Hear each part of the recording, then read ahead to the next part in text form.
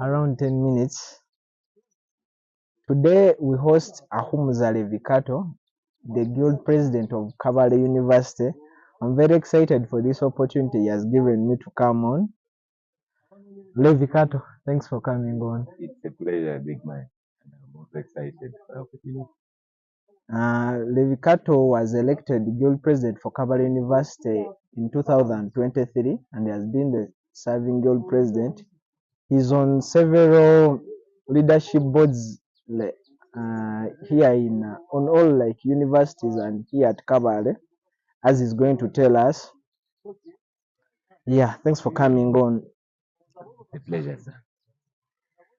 Who are you? I think basically my name is Levicato Ahumuza, and I'm a student at Caval University. I passed a bachelor's degree in civil engineering, and I come from a family of six, and I'm the last born in that family from Isingiro district. So basically, I think that's me, a passionate debater, and a leader, and maybe an engineer to be. Yeah. You are the Guild President, right? Of Kabale. What is that one thing you think people should know about Kabale University? Caval University, I think from all the past years, Caval University is the most growing public university at the rate of its growth. And I think as per now, it has the second highest level of it has the highest level of staffing when we talk about professors and doctors that are within the lecturing department. It's the second largest for Makere University. And I think the progress that it has actually had is a positive one. Kabale University got its charter as a public university in 2016. Yeah. So it's 8 years from when it became public, but at this growth, we think that Kabale University is actually going to be fast. But maybe taking you back to history, Kabale University started way back in 2002 with a population of 42 students.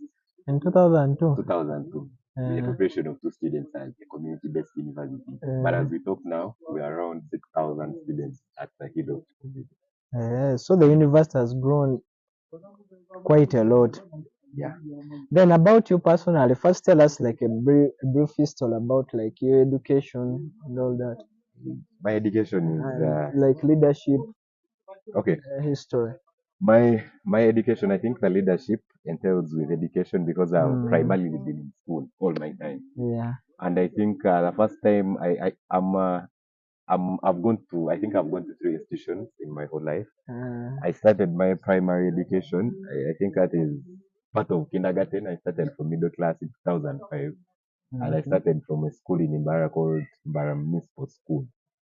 So from Imbara Municipal School, 2005 in my middle class, I was in the same school for 9 years, up to my P7 in 2013. And during that time, I think I started my leadership in P5 as the timekeeper, in P6 as assistant head monitor, and then in P7 I also became the head monitor. So from then, when I left municipal school, I went to Ntare School for my senior one in 2014. That's high school. Yeah, that's high school. Up to senior 6 in 2019 for 6 years. And during that period, I think I became the class counselor from senior 1 up to senior 3, where I became the vice chairman in Paris School Council. And then after that, whenever I wasn't much into leadership, I was so devoted into debate. I think I was the general secretary of the debating chapter and all the other instincts in Form 6. And Form 6, I had decided to first pursue my books and see what basically it can lead me. Then I think after that, after Form 6, that's when I came to Kabale University in 2000. Up to now, up to date. Yeah, that's when you became a guild. Yeah, and from Kabale University, I was the GRC of Civil and Electrical Engineering in my year 1. And at the same time, I served as the Minister of Justice and Constitutional Affairs in my year 1. That was in the 6th Guild government. Then in my year 2, that's when I contested for Guild presidency for my first time. And things were not okay. I learned on how on how the process is supposed to be, and during that time, I did not win as a second, so I decided to contest again. Since I wasn't a finalist, I was doing a course of 4 years. So the constitution allows me to contest again. That's how I contested again in my 3rd year, and I became the new president. How does it feel to be the guild president? How is that feeling? Is it any different from? I think primarily Mm, when you become the guild president, I think the first days when you become the guild president, you feel so big and you feel wow. You know, most of the times there is common saying of you can never know how good something is unless you do it, and it goes sideways. You can never know how bad something is unless you test it. Well, the excitement is always okay. Like, I'm going to be the guild president. You're so happy. But when you reach here and you've spent like 3 months and you're the guild president, things become normal.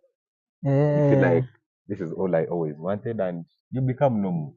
No, it's You become nothing normal. different. There is nothing different. And entirely as a student, as a guild president, you're still a student. And I think the only difference you have is you're leading students on different bodies of the university to represent their views, but you're still a student. Yeah.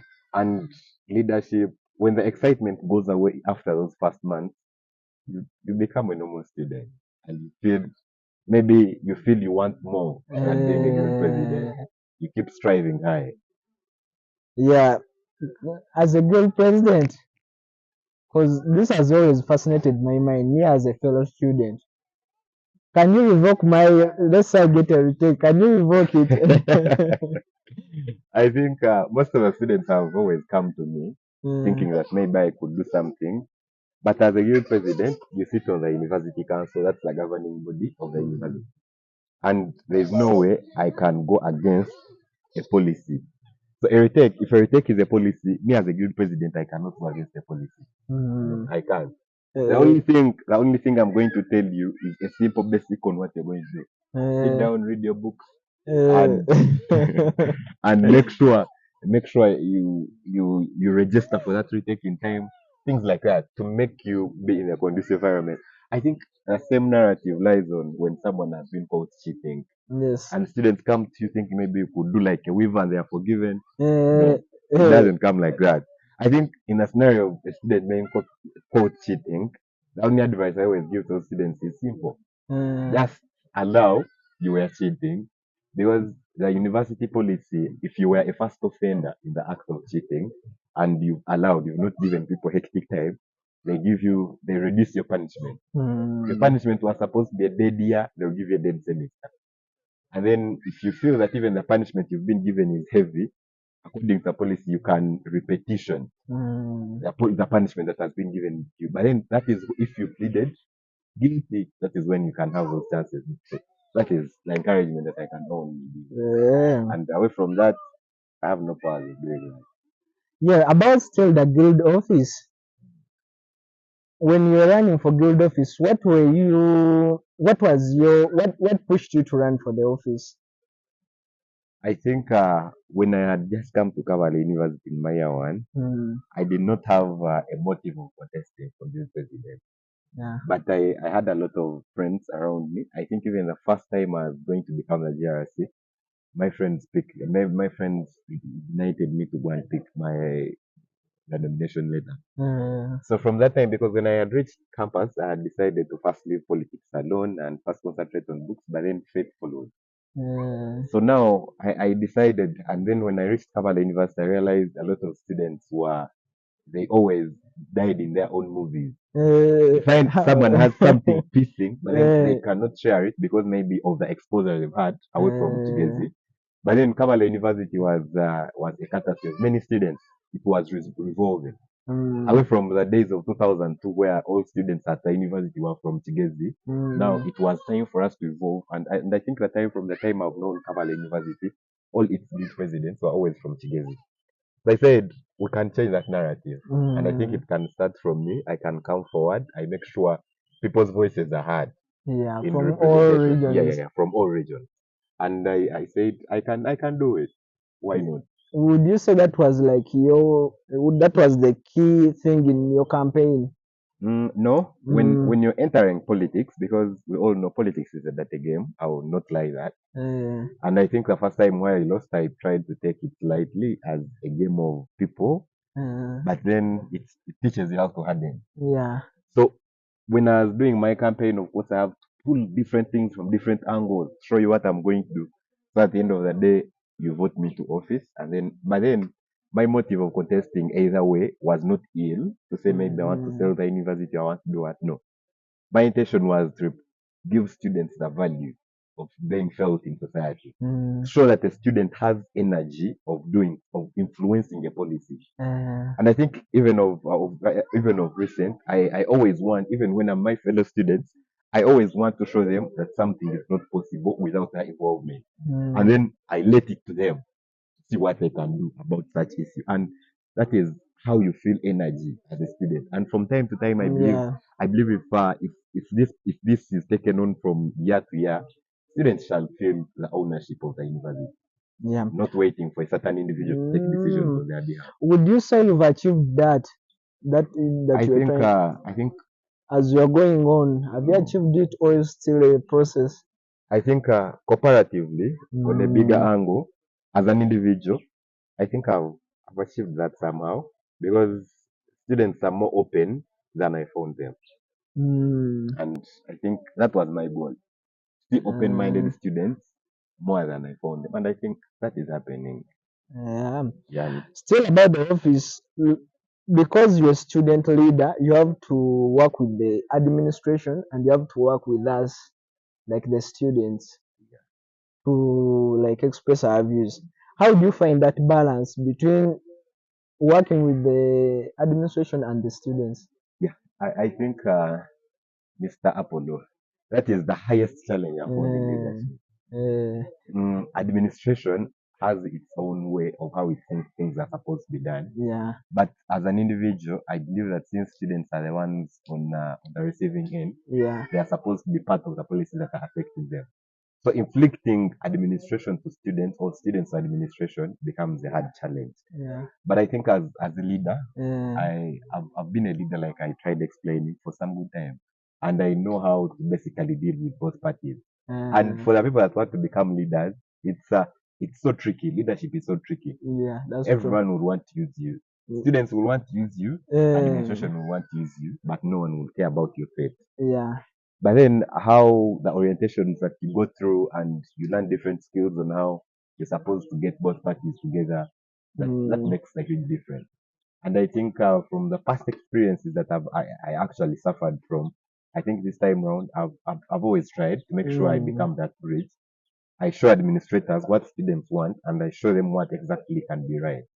And after that, I also go back to students and we resolve on certain issues and certain matters and tell them about them. Yeah, but when you're a leader, right? Because we are independent, like we follow majority. Like, how do you find balance also with like what's your main role? Is it to do what the majority wants, or like is to use that to share your vision as a leader, what you want to actually achieve? Yeah, because there's what you want to do as a person, which you think will be good for all people, and there's what majority say they want, which might not sometimes be the best. Yeah, I think Mr. Upon.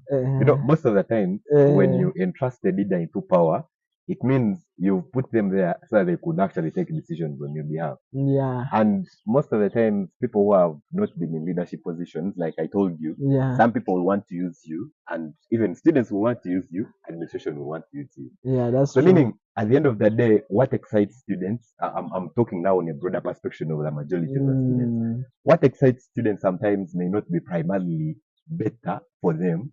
But like I said, when we had started speaking, I told you that my main aim for becoming a leader was to show students that they can use their power in influencing something. And when I became the guild president, I had a high cabinet. I had a good cabinet that I appointed to take on the mantle of my journey because I cannot lead alone. So most of the times, if an event lies in a certain ministry, maybe that real fact that we are trying to argue about lies in a certain ministry, I will leave a certain minister to take their own side. Even if I, as a person, personally, I may think that maybe they are wrong, the majority is wrong, and I think this is the right thing to be done. I'll get involved as a fellow student, not as a guild president. As a guild president, I cannot be negative. Maybe if I've left the minister in charge of a certain activity to take over, like maybe let's say most of the students don't want to be tested against HIV. Yeah. And then their leader also doesn't want them to be tested. That is the health minister. But me, I think that it's good for them to be tested. Yeah. I will show them the advantages of being tested, and I will let them do their decisions with their leader, the one that I put in charge of that activity, because two heads are better than one. Yeah, so at the end of the day, the decision that leader that I put in place, the minister that I put in place, if he or she tells me that I think this is what is right for the students, because you put me there as a specialist in that department, I'll go with that leader. But then I'll not let students go for what they don't know. I'll give them an overview of what I think is right. Even if the majority say no to it, but I'll show them this is what was supposed to be right. Yeah. And then the other leader that I put in that position will look for a way of going with the students. And then maybe if that leader fails, then he comes back to me. There I'll get involved. But then I'll get involved in the courtesy of doing what is right, not in the courtesy of doing what for the majority. No. If he or she can work for the majority, but then even when you're working for the majority, Mr. Apple, you must have reason as to why you're doing it. Yeah. Because as a leader, they are not going to ask you why you're taking this action, and you say no, because the majority want it. No. You give reasons as to why the majority want it. So the use of a guild president is to show students that A and B can be right, but then C can also be right. And here are my reasons. If the majority changes to your favor, that will be okay. If it doesn't, let the one who was responsible take action. If then that person fails and comes back to you, you engage reasons of failure. Why did she or he fail in that aspect? Yeah. And then as a leader, I always want to leave, like now again, president, I always want to leave room for I always want to leave room for backups. If plan A fails, how can I come in with plan B? But then if I go wholeheartedly for plan A and it fails along the way, I'll be questioned. But if I first excuse myself and then when it fails, I know I can have a rescue plan for my students who went for what they didn't know about. And that is, I think that is also part of the characteristics of leadership. I leave room for engagement. Yeah, still in the same way. Do you think it's good, like you express your opinion in a given decision that's being taken, or it's better you first wait for the results? Like, if you, yeah, I think I think Mr. Apple, most of the times as a leader, it's always better to first wait and see what students have at hand. Yeah. But then there are some activities, I'll say maybe some exceptional. There are some things to do with policy, university policies. I will not let students go for what is wrong. No. I'll first explain to the students actually the good of what action they are taking and the bad side of the action they are taking. So that at the end of the day, if they are going for something, for the given decision, if they are going for the given decision, they know the magnitude. Because, like the constitution of Uganda, every Ugandan has the right to access that constitution. Yeah. But Ugandans don't access it. Yeah, yeah. You agree with me? Yeah, we've never, most people have not seen it. So even the university, all students, I think all university policies are on the website. Yeah. But all students have not read them. Yeah, for sure. But as a guild president, I've read them. Yeah. So when I see that a certain decision that students actually want, certain excitement that is happening in them, can actually be used in a policy way, I'll refer them there. And maybe I'll get some extra. Show them, you want this, but I think this is better. Yeah. So when I show them the other better side, but they refuse from the other side, I will try to go with them so that we could reach somewhere. I'll go with the bad. Most of the times, even when you insist on your parent that you want to go to a certain school, when he doesn't want you to go, he will leave you to go and he will try to work with them. Yeah. But then at the end of the day, when something happens along the way, I know I'll have a backup plan of coming to rescue them. But giving my opinion as a leader, I'm an open-minded leader, and giving my opinion, like I said when we were starting, one of the reasons why I requested to be a guild president was to look for student involvement. I also want to show students that actually their energy can do more than the guild president's energy. Yeah. So at any point, I'll give my opinion. But then if your opinion overshadows my opinion and I realize I was the wrong one, I'll go with yours. And that shall, in the end, it will show how energetic you are, even more than the leaders that are actually supposed to lead you. So if I'm getting this right, what you're saying is the key is to show them the decision there, why they should make a certain decision, if they are going with A or if they are going with B, and what are the consequences. Yeah. So me, what I do, I show them the consequences and let them decide. Do you think that's the key to being a good leader? When I was growing up in the environment that I grew up in, I will not mention examples. Most of the leaders need to decide on their own. Like now, we are having a prevailing issue among the students, but then as a guild president, you think A is right. So instead of me going in your discussions where I meet you, I start discussing with you, showing you this is right, this is wrong, I just decide to keep quiet and take a decision on my own without your no. And I realized that is problematic because a leader does a decision on their own. But I realized that if I'm supposed to be a good leader, I'm supposed to keep interactive with the students I lead. So when I become interactive and I realize students are against my decision, but I can blend in their decision, I'll end up taking their decision. But then if I decided to keep quiet, that is where dictatorship comes from. You find a certain decision was taken without students knowledge. Because in the first place, that person who took the decision thought is what was right. Yeah, that's true. But then when that person gets an iterative way of his students with his opinion, that person decides to give his own opinion. So unlike other leaders who become leaders and decide to keep quiet and maybe wait for people to deliberate on issues and then they go with a final decision, no. Me, I always want to give my opinion. That is a personal trait. I always want to give my opinion amongst the people that I'm fighting with or that I'm fighting for. So that at the end of the day, we weigh our parties. But I think, I don't know, but I think some people may actually realize a problem with it. Maybe because they've lived in a society of dictatorship. But I believe in change. And I believe that iterative, even if you've grown up in a society of dictatorship, we can change the latter. Good. Then as a leader, because also personally, even in my life, I just faced this challenge whereby if you're doing something, you are approached, very many people give you advice. So as even like a guild president, I expect you get very many advice on certain decisions. What do you take and what don't you take? I think that's a tricky question. But I think you get advice, like you said, from very many angles. And most of the time, that is usually a good thing. But in the long run, it hinders your decision. So as a leader, as you have traits that you're supposed to follow or skills that make you a good leader. So how you see that advice to come up with a conclusion is what makes you a leader. And that is what makes the difference in leaders. Because we are so many people in society. Every leader, a bad leader and a good leader, they receive advice from same people. So how you see your advices is what makes a good leader. So me, I've not weighed myself. So people have not weighed me to tell me whether I've used the advice in a correct way. But what I know, I usually tend to listen to advice, and I always want to have collective advice. So at the end of the day, I take a decision knowing the consequences of what I'm doing. Oh, interesting. Yeah. So, are you loving serving in office? Are you loving the process? Hey. I think love is side me. I can love office because of the service that I'm being given. Or maybe because of what is in office.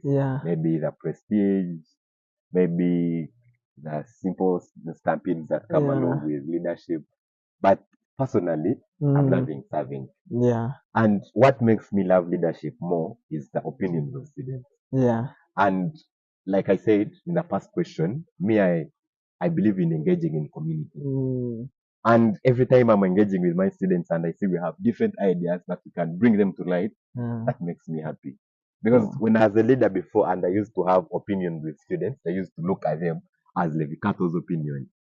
But now they don't look at them as Levicato's opinion. They look at them as the guild president's opinion. And that makes me happy. And when we're executing duty, I just feel so good. And I think away from community, because community usually thinks that maybe when you become the guild president, you're going to live another life, you're going to have money. You're going to be driving, you're going to do different things. I think repetitively, when I've tried doing some bit of research, because me, I'm someone who doesn't want to leave my community. Yeah. But I realized that most of the leaders have failed to come back in our communities because of that.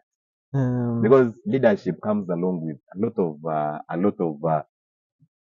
lot of responsibilities, and at the end of the day, you may not necessarily have that money that community thinks you have. So when you realize you cannot help community monetarily wise, you decide to disappear. Yeah. Yeah. But then I believe with time, iterations, keeping in community all the time is so advantageous if the community you live in can understand, and you only do service delivery, and I think we shall be there. It's a matter of waiting. Do you think you'll continue in politics after like serving the guild office? I think is is there any question I'm supposed to jump? But anyway, I think staying in leadership is a dependent factor. Yeah. And it's going to depend on different things. Yeah. Because like now I'm a student doing engineering. After my engineering, I have other pressing issues that shall come to table. That is after looking for jobs, suffering with community, Yeah. going in different things, different ways. Okay. But primarily as an individual, or from the subsequent positions I've held, Yeah. and from how I've seen community, I think I may not leave politics soon. I'm in politics for long, Yeah. and I think and revealing the truth of the matter in politics is my agenda, and I'll keep in politics. And I think anytime soon, other agendas after guild presidency will be aired to the public. Yeah. Yeah, this is a fun one. Will you Are you willing to take a risk like are you to take a risk like in leadership as you go on? Let's say you've continued in politics, it becomes a bit hard. You need to take very hard decisions that can even like risk your life. Do you think you are willing to risk your life like for politics? You see, most of the time, as per now, we are young. Yeah.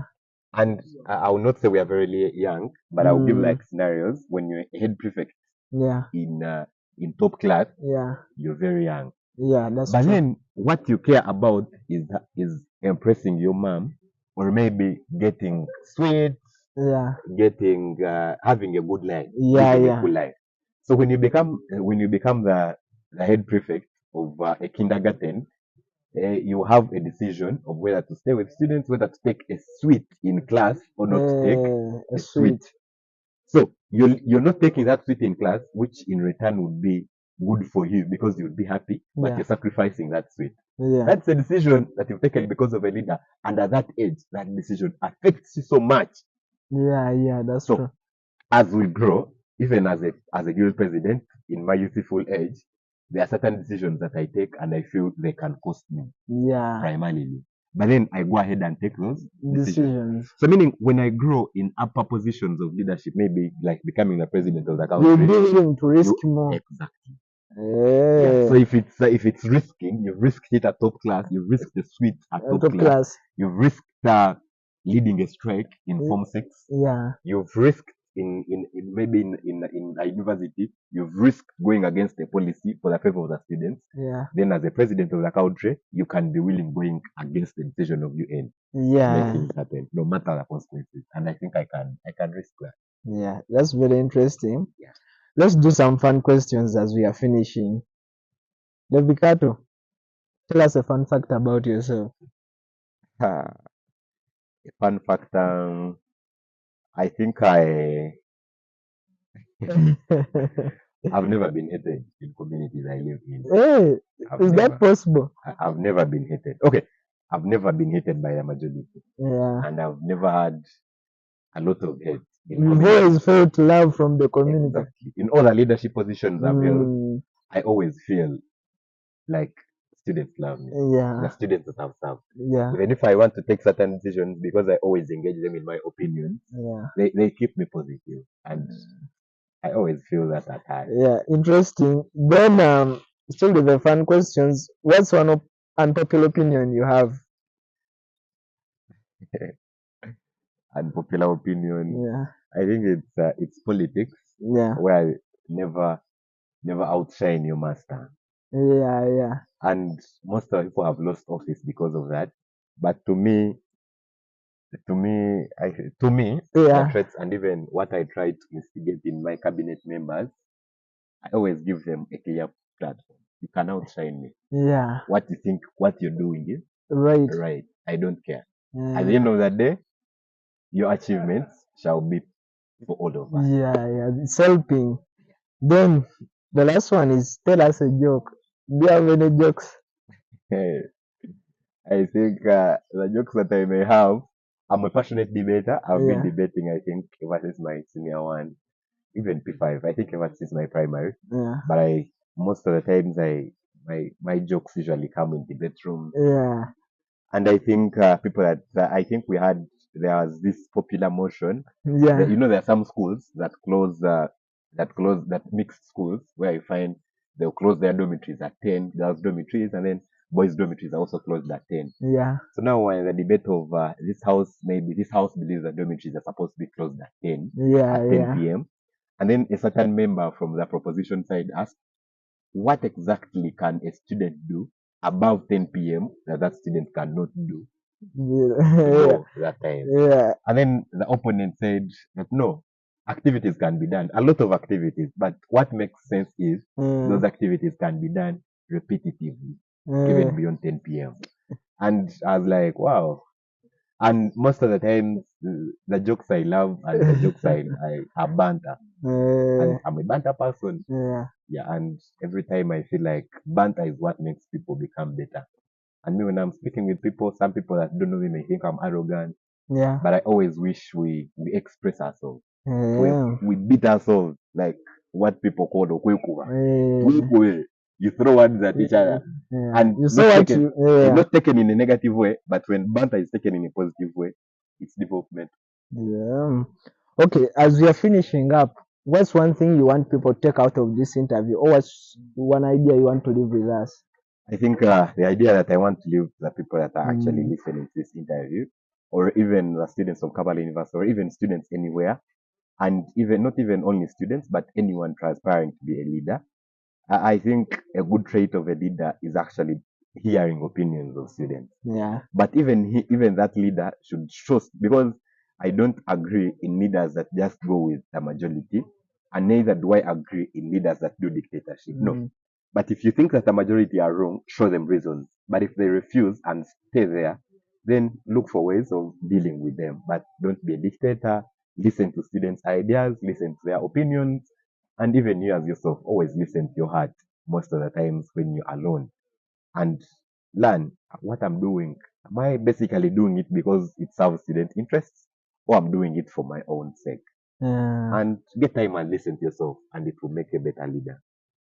Ahumuza Levicato, thanks for coming on. It's a pleasure, sir. And I'm highly happy to be part of it. Okay, thanks for watching. See you in the next one.